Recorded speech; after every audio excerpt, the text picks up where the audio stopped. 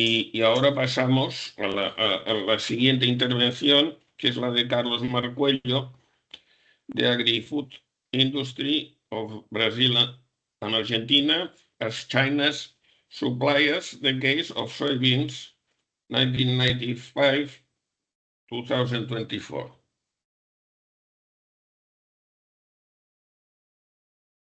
¿Me escuchan? Sí, Carlos, te escuchamos. Magnífico. Bien. Muy bien. Disculpen, no sé si ya estaba puesta la presentación o la ponían ustedes. Ah, de acuerdo. Bueno, pues en tal caso, y permítanme porque yo lo di por hecho, en este caso, pues denme un momento, ¿de acuerdo? Da por falta de costumbre con este sistema. A ver. No sé si hay que compartir, quizá. Vamos a ver. Compartir, lo veo. Ahora, bien, me dirán.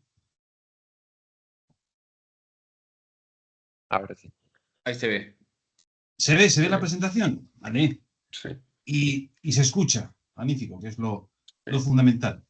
Bueno, yo creo que por otra parte, quizá dándole así. Vale.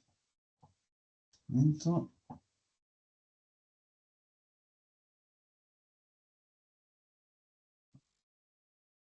Ahí está. Bien. Se ve la presentación desplazándose, ¿verdad? ¿Me lo pueden indicar? Y a veces, por lo que sea. Ahora no. Sí, magnífico. Se Sí, veía, ahora no se ve. Ya. Ahora, ya ven ustedes. Se veía, Carlos, ahora ya. vemos Ahora no. el vacío. Ya. Pues denme un momento, a ver, vuelvo a compartir. Sí, es que yo creo que cuando lo amplias, ahí se pierde la posibilidad de pasarlo o verlo. Quizás si lo dejas reducido, Sí. se ve bien. Que así, ¿verdad? Sí. Vale, magnífico. Bueno, pues veo ahí al profesor Catalán y a compañeros y compañeras un gusto. Bueno, lo primero, naturalmente, y en este breve pero en fin, suficiente tiempo que dispongo, lo primero agradecer a los organizadores, en particular a los profesores Cosentino y Ramón, compañero también de nuestra universidad, pues la organización de este excelente seminario. Un honor, por supuesto, participar con la que podríamos llamar la Suprema Casa de Estudios de Argentina, gran honor, en la UBA. Y dos disculpas, si me permiten.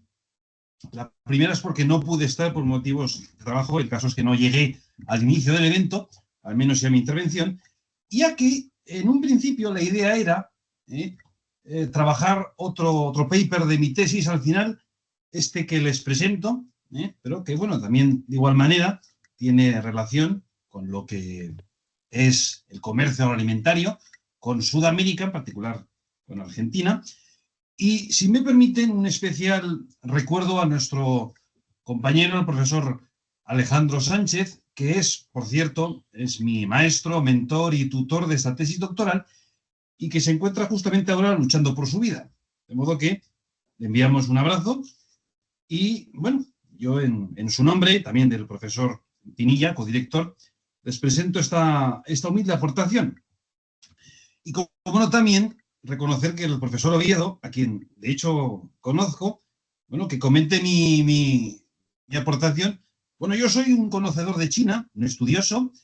El profesor Oviedo no, él es sinólogo. Es decir, es algo más, mucho más. Y no es cualquier sinólogo, es uno de los más relevantes de Hispanoamérica, ya saben ustedes. Por tanto, para hablar de este tema es sobre todo el marco general de la cuestión alimentaria de China. Diría lo primero, a ver, permítanme, paso a continuación, ahí está.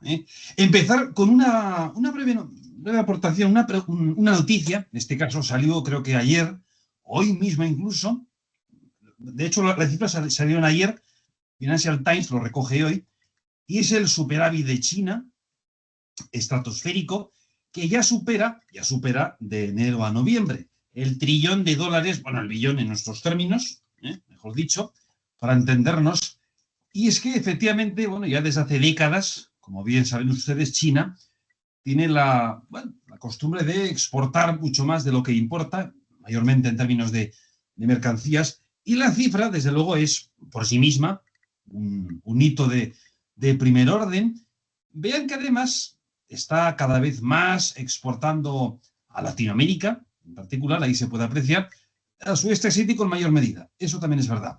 Luego lo comentaremos en su contexto, pero para empezar, ya digo, es una noticia de ayer, porque además estas cifras vienen marcado en lo que es la estructura del comercio internacional de China, en particular lo que compete a lo agrícola, a lo agroalimentario, y más en particular por la cuestión de los destinos con Sudamérica, luego lo comentaremos también. Bueno, por darles unos breves rasgos de lo que son los rasgos y también problemas estructurales de la agricultura china, bueno, simplemente mencionar, y no es poco, que China, siendo como es y ha sido durante milenios, pues una civilización continua, conjunta, el país más populoso del mundo, ahora lo es India, también es verdad, pero bueno, ha tenido esa capacidad de alimentarse con sus propios medios en general. Han habido grandes hambrunas, desde luego, algunas recientes, la historia del siglo XX, como bien saben ustedes, y luego tiene también de peculiar, tengamos en cuenta que en China tiene alrededor del 18-17% de la población mundial, pero tiene el 7% de las tierras cultivables del mundo. Por tanto, su estructura es distinta, son explotaciones reducidas, hay muchas limitaciones, desde luego, y hay épocas. Yo me he dedicado a estudiar sobre todo la época de la evolución de la agricultura china en las últimas 4 o 5 décadas, lo que llamamos el socialismo de mercado, es decir, a partir del periodo de Deng Xiaoping y sus sucesores al frente del Partido Comunista, donde se han aplicado, desde luego, reformas muy significativas y progresos que son consustanciales a las mismas. Hubo un libro, bueno, los que estén más o menos aficionados o expertos de la materia, conocerán seguro este libro, ¿Quién alimentará a China? Desde luego, el título ya da muchas pistas, y su hipótesis fue, ya avanzamos, claramente desmentida, por cuanto en aquel momento, año 95, que es justamente además, es un año clave, es cuando el Comité Central del Partido Comunista decide que la soja, no así los otros principales cultivos, la soja la van a delegar al aprovisionamiento exterior. Es decir, que así como el arroz, el trigo, el maíz, en lo fundamental se ha de producir en China y esa autosuficiencia la logran, la siguen logrando, así también con la carne, en lo esencial, en particular la soja no. De ahí su importancia. Pero efectivamente China, desde luego, sí ha encontrado estos proveedores, principalmente pues, países americanos, desde luego. ¿Y de qué manera? Bueno, en este ámbito tenemos, bueno, que por mencionar a muy grandes rasgos, el marco teórico de todo lo analizado aquí, pues versa entre diversas corrientes de estudiosos chinos e internacionales. Hemos identificado, eso sí, que quizá falta hacer más énfasis en la cuestión del marco político, institucional, ¿de acuerdo? Con los también conceptos que ahí enmarcamos. Y la pregunta es cómo se ha definido, quién, cómo, en lo fundamental, esta estrategia de seguridad alimentaria, de autosuficiencia, en la mayor parte de los cultivos, ya lo avanzábamos, y qué efectos viene teniendo. Porque además es esta una tesis, por cierto, bueno, de una historia reciente.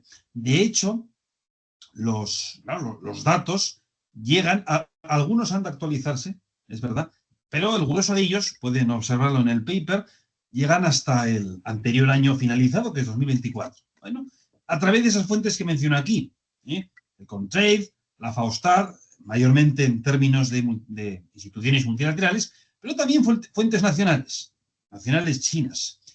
En este caso, porque luego para las investigaciones que he llevado a cabo en el terreno de Argentina y Brasil, ahí cuento también, por cierto, con fuentes nacionales.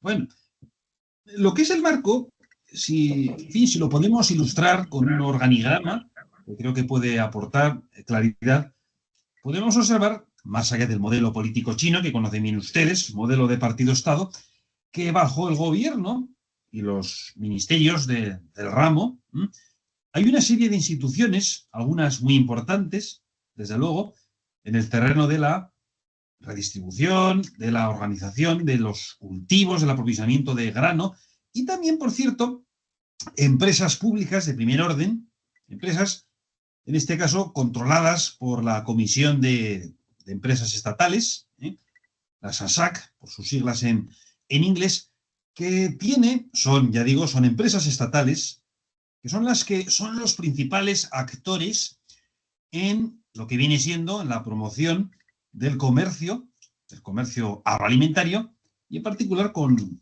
Sudamérica. ¿De acuerdo? Por tanto, desde luego que el factor institucional, por la vía productiva y por quiénes son los principales actores, pues ya digo, son en lo fundamental empresas públicas. Por supuesto, los bancos también. En particular, hay este indicador, sencillo de definir, por lo demás, como bien saben, el ratio de autosuficiencia, nos muestra, la imagen pues también da muchas pistas, desde luego la evolución de la soja, que se mantiene.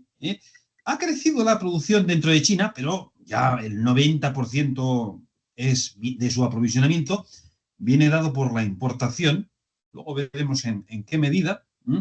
Es de lejos, dentro de los rubros, de los alimentos que importa China, el más importante y con diferencia, sobre un tercio de toda la importación agroalimentaria, y ya desde hace años viene siendo soja. Y por cierto, en particular, grano de soja, porotos, soja en bruto, aspecto muy importante.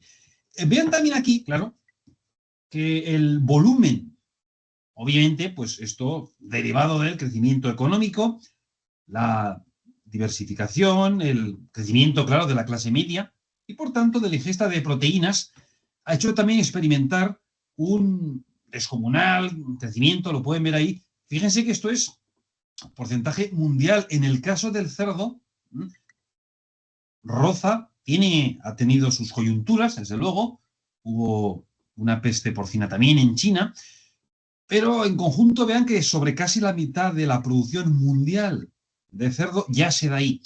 La soja, naturalmente, es empleada sobre todo para pienso para el ganado, para cerdos en particular. Háganse en cuenta de la dimensión de este ganado, por tanto, y dentro del comercio, de ese comercio, he utilizado sobre todo pues las estadísticas del Comtrade, que por otra parte hace años, y cuando inicié el doctorado, era mucho más sencillo porque se podían descargar los datos de una manera por series, de una manera conjunta. Ahora hay que hacerlo de manera individual, concepto por concepto, pero bueno, para eso estamos, ¿verdad? Invertimos tiempo. Son fuentes oficiales extraídas de China, y a partir de ahí podemos observar, en general, por un lado, sí, desde luego, tenemos que, siendo China hasta no hace tantos años, el tiempo pasa rápido, era un país netamente exportador, digo, de alimentos. Ahora ya no lo es, desde luego, pero, digamos, el indicador, la tasa de cobertura, pues se ha descalabrado muchísimo en los últimos años por ese mayor ritmo de crecimiento de la importación frente a la exportación. Pero hay un aspecto que en los últimos años, y en particular 2022, 23 y 24, estos se están enmendando. Es decir, el crecimiento de la exportación en los últimos pocos años ha sido mayor que el de la importación. Vean allí que el saldo, siendo pues todavía muy negativo, se ha enmendado en parte. Eso sí, claro, ya decíamos antes, el año pasado el saldo comercial general de mercancías pues rozaba el billón, este año lo superará. Bueno, y hablamos del comercio total, donde se incluye el agroalimentario. No, pues, desde luego China no tiene problemas en ese sentido y representa porcentualmente pues una escasa parte. Por tanto, ahí lo podemos ver de otra manera respecto al PIB, es decir, respecto a la riqueza que se ha de emplear para pues contrarrestar o financiar esas, desde luego, grandes compras, pero relativas, si lo ponemos en su contexto, lo pueden ver ahí, no es un problema, desde luego, no es un gran rubro. De nuevo la hipótesis de Brown, ¿verdad? Tiene capital para ello, como no, por decirlo de alguna manera. Y luego los grandes proveedores de soja en particular, y de porotos de soja, hay que pensar desde luego en más de un 90%, y durante el comienzo de la importación, porque antes de 1995 era testimonial, y hoy en día es, por un lado, hemos dicho, y es cierto, no supone, pues, aunque sí que supone un porcentaje muy significativo de la importación general agroalimentaria de China, pero a los efectos de la economía del país, hemos ya visto a grandes rasgos su importancia, menor, pero no lo es. Desde luego en Argentina en algunos momentos lo ha sido, ahora menos. Lo es sobre todo para Brasil. Si vamos a los datos actuales, para ponernos en contexto, bueno, Brasil ingresa al año, cada año, más de 20.000 millones de dólares solamente en concepto de venta de porotos de soja a China. Sí. A los 5 minutos. No, voy acabando. Te quedan. Gracias, profesor. ¿Cómo no? Decía, pues, fíjense ustedes, les pongo dos gráficos. De hecho, en el paper, estoy pensando si incluir los dos, al menos, bueno, son ilustrativos, pero así los podemos ver y comparar, claro. Por un lado, en porcentaje, ahí pueden ver el crecimiento constante de China, ¿de acuerdo? Y luego ya en volumen, y por tanto, se entiende por toneladas, no por valor monetario, no siempre desde luego va a la par, aunque también cuando hablo en términos de comercio y por PIB, eso sí que es naturalmente en términos monetarios, pero aquí es por peso, vaya, por volumen. Bueno, hay que destacar, y eso es lo que, y por supuesto el doctor Oviedo es un gran conocedor, ¿cómo no? Por un lado, y por distinguir, no solo hay que fijarse en la capacidad de escala que tienen los Estados Unidos y Brasil frente a Argentina. Argentina no es un país menor, es un gran productor y exportador, pero ciertamente, y por razones obvias, pues Brasil y Estados Unidos tienen aún mayor capacidad, pero es que hay más allá del terreno cuantitativo y la respuesta a esa demanda inmensa y creciente de China, hay un aspecto cualitativo, productivo, y es que Argentina, y lo decimos reconociendo el mérito y la evolución de un sector de alto valor añadido, el agroalimentario, y su industria de procesamiento, que claro, a los efectos del interés de China, China ya hace tiempo que demanda estrictamente, o sobre todo, soja en bruto. ¿Por qué? Porque paralelamente a esta evolución, en los últimos años, décadas incluso, China ha dispuesto una inmensa y muy eficiente industria procesadora en China. En China, efectivamente. Por tanto, no necesita de estos servicios ya y precisa de la compra a ese nivel. Allí, claro, Argentina está más interesada en aquellos productos de mayor valor, procesados, no solo en la soja en bruto, la soja en sus diversos derivados, torta, harina, aceite. Pero ya digo, no es el caso hace años.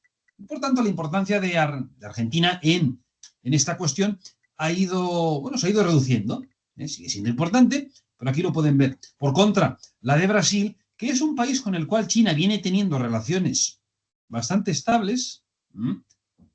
Háganse encontrar otro detalle, lo cuenta muy bien el doctor Oviedo en uno de sus artículos, cuando en 2010 un juez argentino pues procesó al expresidente chino Jiang Zemin, de inmediato las importaciones de soja no se redujeron, se paralizaron. Luego la cosa se solucionó, pero no fue precisamente algo a favor.